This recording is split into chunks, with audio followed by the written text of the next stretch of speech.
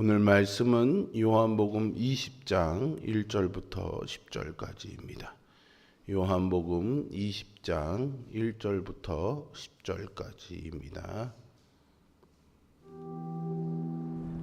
안식 후 첫날 일찍이 아직 어두울 때에 막달라 마리아가 무덤에 와서 돌이 무덤에서 옮겨진 것을 보고 시몬 베드로와 예수께서 사랑하시던 그 다른 제자에게 달려가서 말하되, 사람들이 주님을 무덤에서 가져다가 어디 두었는지 우리가 알지 못하겠다.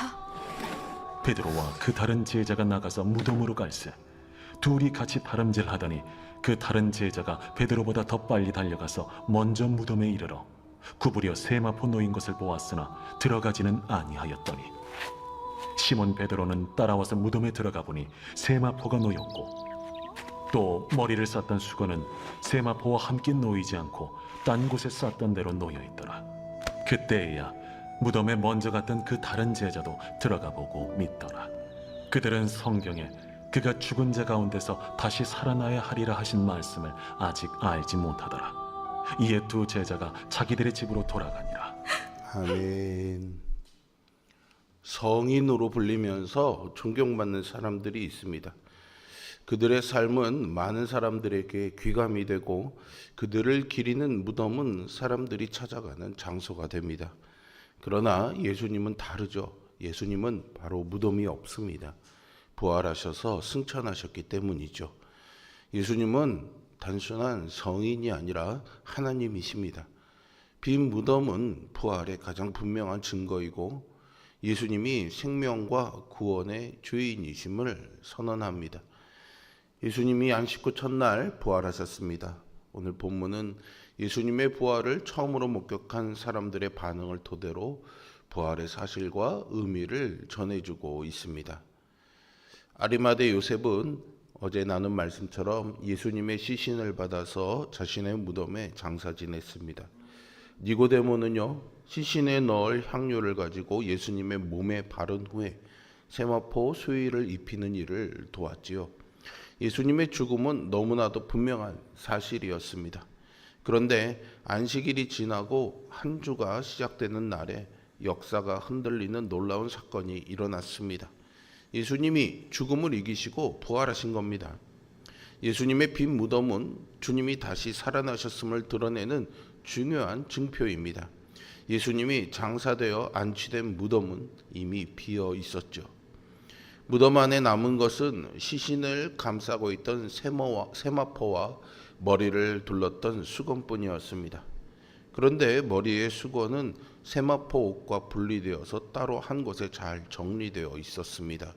이것은 나사로가 무덤에서 살아났을 때와 대조되는 장면입니다.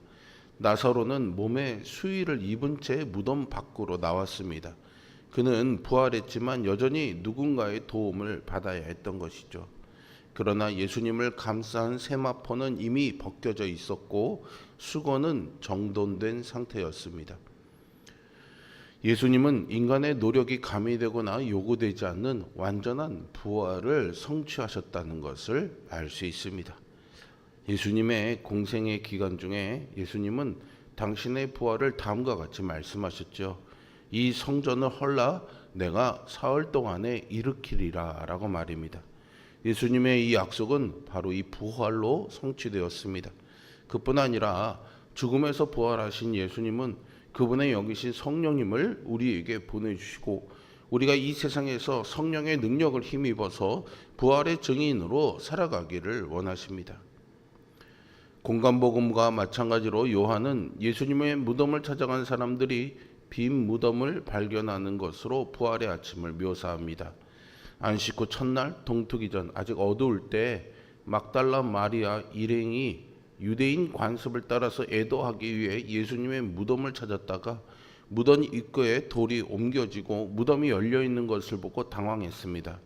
2절의 진술을 볼 때 마리아 일행은 누군가 예수님의 무덤을 도굴했거나 악의적인 목적으로 시체를 훔쳐갔을지 모른다는 두려움에 사로잡혔습니다.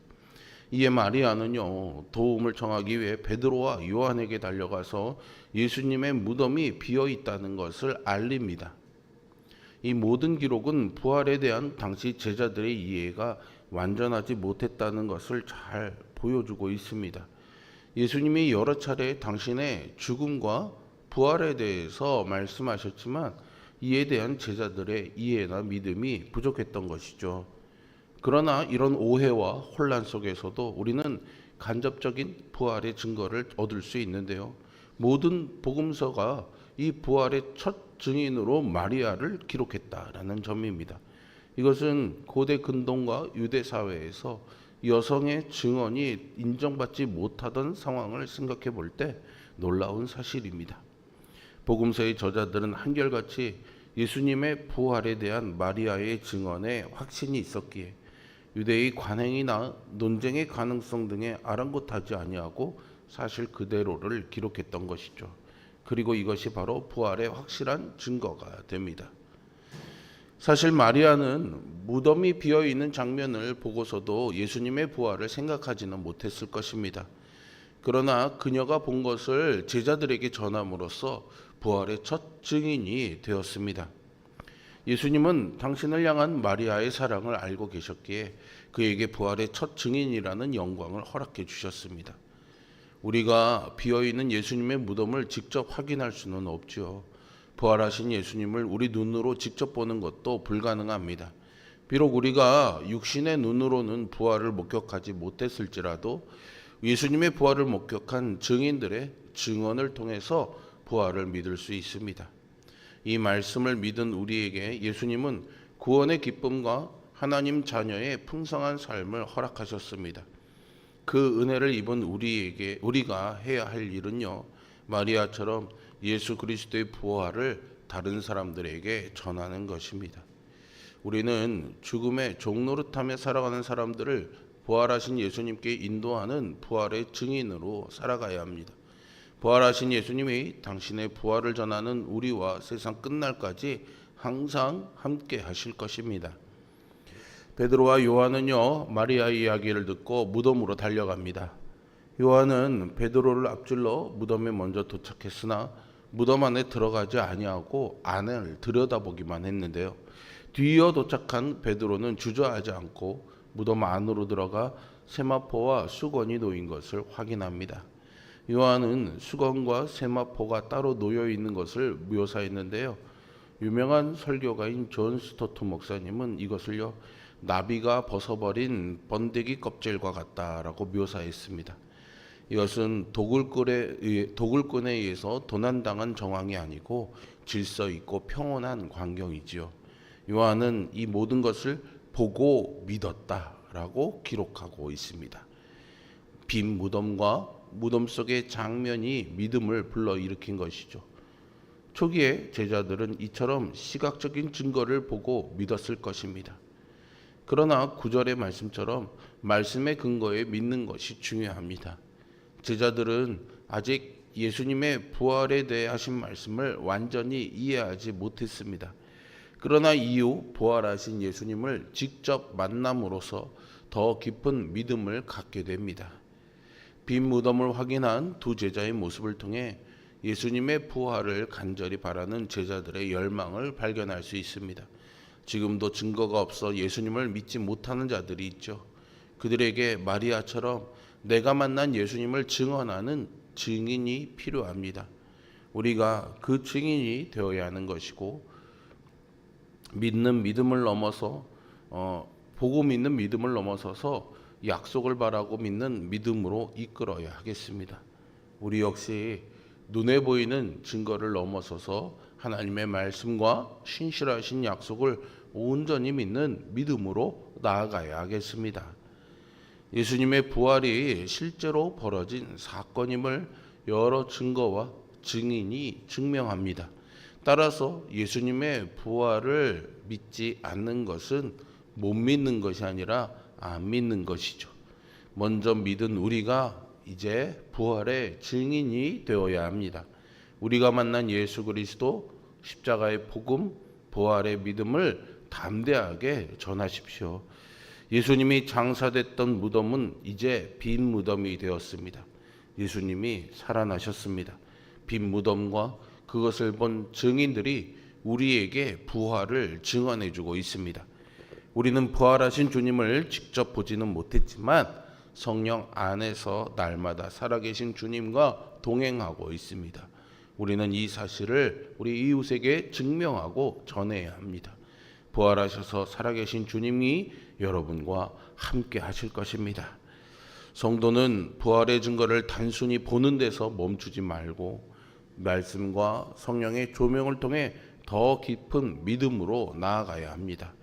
빈 무덤의 메시지를 기억하면서 오늘도 부활의 신앙으로 담대하게 주님을 증언하는 그런 증인으로 살아가는 우리 모두가 되기를 주님의 이름으로 축원드립니다. 기도하겠습니다. 전능하시고 살아계신 아버지 하나님, 오늘 주님의 부활의 증거들을 우리 말씀을 통해 우리의 마음에 새깁니다. 우리가 몸으로 직접 경험한 것은 아닐지라도 보지 아니하고도 이 말씀을 통해 이 믿는 가운데 생생하게 지금도 살아계시는 부활의 주님을 경험하는 믿음이 우리에게 있게 역사하여 주시옵소서. 오늘도 그 살아계신 주님이 나의 삶에 나와 동행하시며 내 마음을 감찰하시고 나의 모든 것들을 아시고 이끄신다는 믿음을 가지고 오늘도 살아계신 주님과 동행하는 부활의 증인의 삶을 살아가는 우리 모두가 되게 하여 주시옵소서. 사나 주구나. 그래서 주 안에 이 영원한 생명을 부활의 주님과 누리며 살아가기에 두려움 없이 용기 내어 살아가는 우리 모두가 되게 하여 주옵소서. 예수 그리스도의 이름으로 기도합니다.